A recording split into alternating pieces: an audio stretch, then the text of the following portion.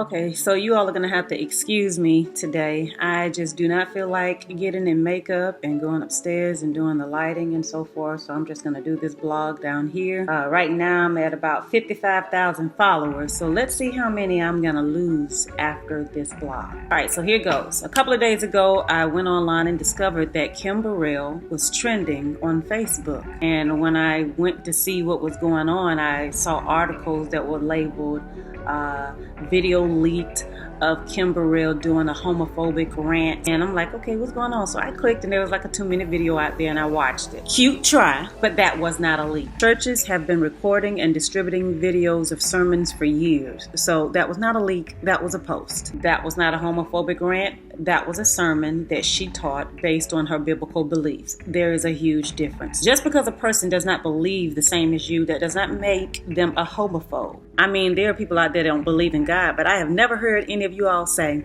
"Look at that God-phobe over there."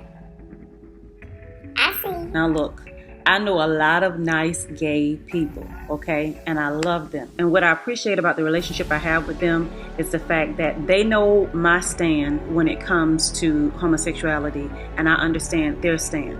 So what we have decided is to agree to disagree and just go to our neutral corners, respect each other, run on and see what the end is gonna be. I know and understand that they're gonna live and vote according to their convictions. They know and understand that I'm gonna live and vote according to mine. But this is where Kim Burrell went wrong. You can't make money off of those people's platforms and then not expect for them to feel some kind of way when you start teaching against the lifestyle that they have chosen. So when I read that she had actually made a song with Frankie Ocean, the first thing I thought was, who's Frank Ocean? And so I looked it up and I was like, oh wow, he's gay.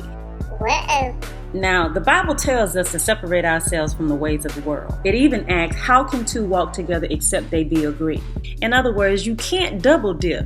Now, I wasn't surprised when Ellen banned Kim from her show. I mean, if you think you're going to come on my show and you disrespecting my lifestyle, you got another thing coming. Now, personally, I think Ellen is very good at what she does as a talk show host. She knows how to conduct an interview, be funny, and without all the cussing. But even I know not to try to go on that woman's show if I know that my platform teaches against her platform. And I'm just a small town country girl from Alabama. Churches actually expect for the world to accept them no matter what, because that's what the church today is doing, or some of the churches are doing. I mean, you can live your life any kind of way. You can make perverted music. You can use the Lord's name in vain. You could use his scripture out of context just to make your comedy even funnier. You can even make stage plays and movies in dresses. And there are some churches that will still allow you in their pulpits and on their albums. As long as it's funny and entertaining, most church folk today don't even care. But the world is not like that. If you speak against one of them, they will boot you off of the Ellen show in a heartbeat minute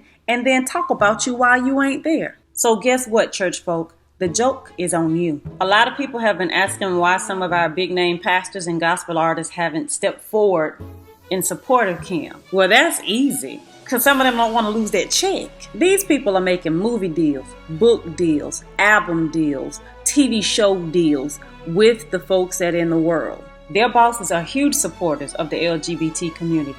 They know not to say nothing. Come on now, think about it. When was the last time you heard our celebrity pastors actually teach on sins of the Bible? If they are supporting Kim Burrell, they supported her through a whisper text. Hey girl, I just want you to know that we are praying for you. If they're really smart and don't want to have a paper trail, them jokers sent her a Mission Impossible message that self-destructed after she read it. Those of you who say you're tired of Christians talking about homosexuality, stop asking. I have yet to hear Oprah or Larry King ask a pastor or some sort of gospel person in one of their interviews if fornication or adultery was a sin. They always ask about homosexuality. Stop asking. But the hypocrisy behind it all is, y'all get mad when we say homosexuality is a sin. Then you expect for us to just take it when you call us a homophobe. And don't you dare say that I hate you because I don't agree with you. Because I'm going to have to assume that you hate me because you don't agree with me. And wouldn't that make the both of us hypocrites?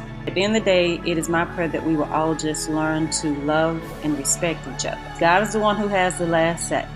So I'm just going to end this with what I always say. Time will tell.